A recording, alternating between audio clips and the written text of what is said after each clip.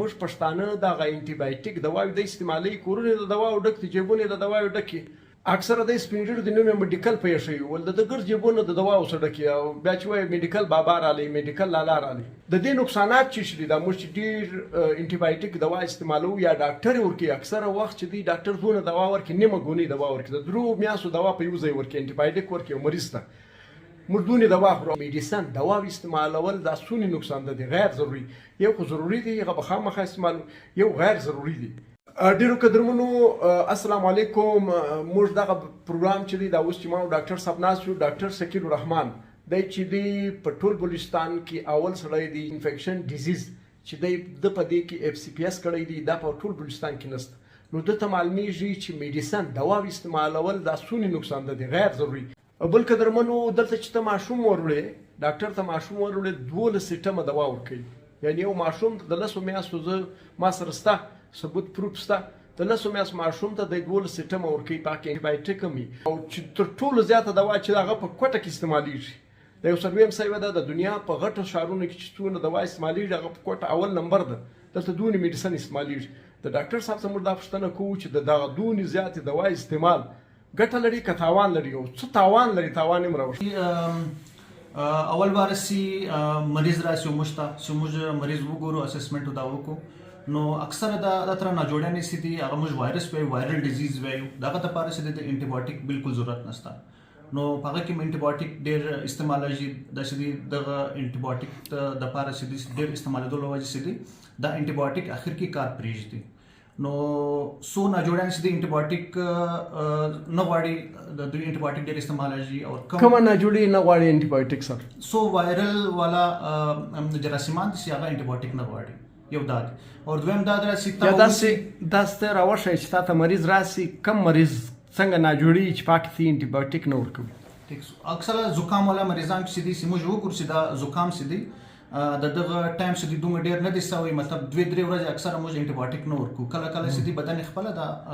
جراثیم وباسي. او سی وایرل چې د انټي بایوټیک کار نه کوي چې موږ هغه انټي بایوټیک یوز کو، نو هغه مطلب انټي بایوټیک یوز والی دغه استعمالولو وجه چې د انټي بایوټیک خرچه هم رااله او انټي بایوټیک استعمالولو وجه دغه ریزिस्टेंट چانسز هم دي، لیکن دغه ضرورت نشته.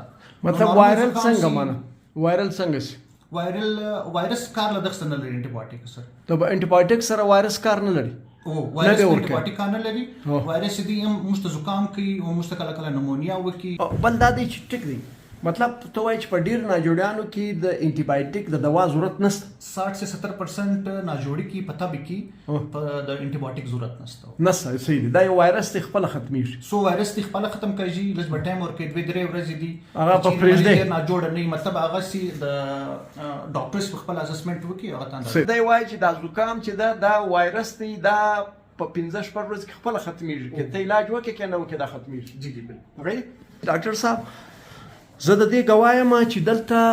میډیسن ډاکټران ډېر لیکي، یعنی 10 سیټمه 12 سیټمه، بیا دا چې دی 3 میاشتې 4 میاشتې انټي بایوټیک خوري، د دې نقصانات چې شته غیر ضروري. جو انټي بایوټیک په باره کې خبره کوم چې 3 میاشتې موږ انټي بایوټیک بایس نه ورکو، لایکلی موږ خپل ډوریشن د هر بیماری لپاره 15 ورځې 20 ورځې 10 ورځې هغه موږ کنډیشن ته ګورو وخت یې ورکو انټي بایوټیک، نور دوا نه، نو هغه مطابق چې ډېر نه چلایږي. هغه انټي بایوټیک چې موږ به دریغ استعمال کو، ضرورت نه استعمال کو، دا هغه انټي بایوټیک اخر کې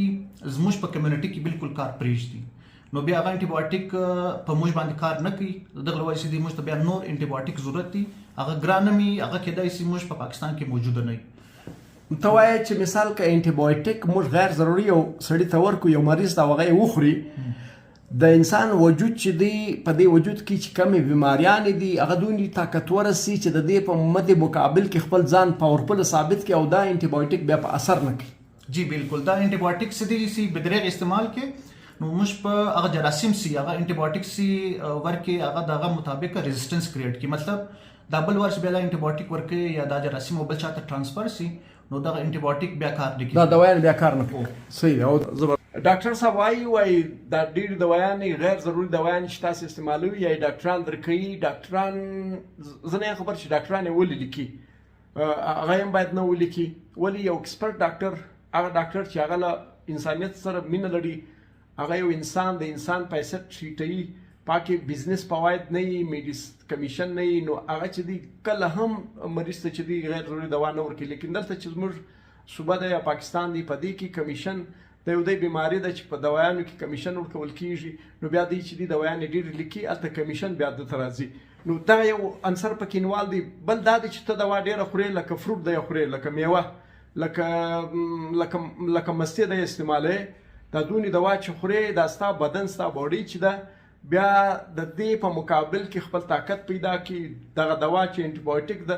دا بیا په هغه باندې اثر نه کوي ته چې مریض دی بیا دوا اثر نه کوي نو دوا به قطعا نه استعمالوي بیا دونه دوا ډاکټر وویل ډاکټر صاحب 15 ورځې زیات یا 10 ورځې د دې بعد به هیڅ قسم انټي بایوټیک ته نه استعمالوي د دې ضرورت نشته یو خدای دې روان نه جوړي و شوګر دی د دې دوا بخوري دا انټي بایوټیک نه دی او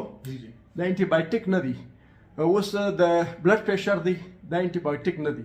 انټي بایوټیک چې ستا په بدن کې کله زخم پیدا سي کله وایرس ننوسي کله بیکټریا درنوسي جراثیم درنوسي دا دغه دپاره ورکول کیږي دلته انټي بایوټیک بې دریغه استعمالیږي چې زموږ باډیانې چې دي اوس په هغه باندې اثر نه کوي یو انسان چې مریض سي چې ته ډاکټر له بوز یا دوا ورکړي هغه اثر نه پکې ول د ډېر دوايانې خوړل دي په ګونیو دوايانې خوړل دي نو دوايانې چې استعمالوي ډېر په احتیاط به استعمالوي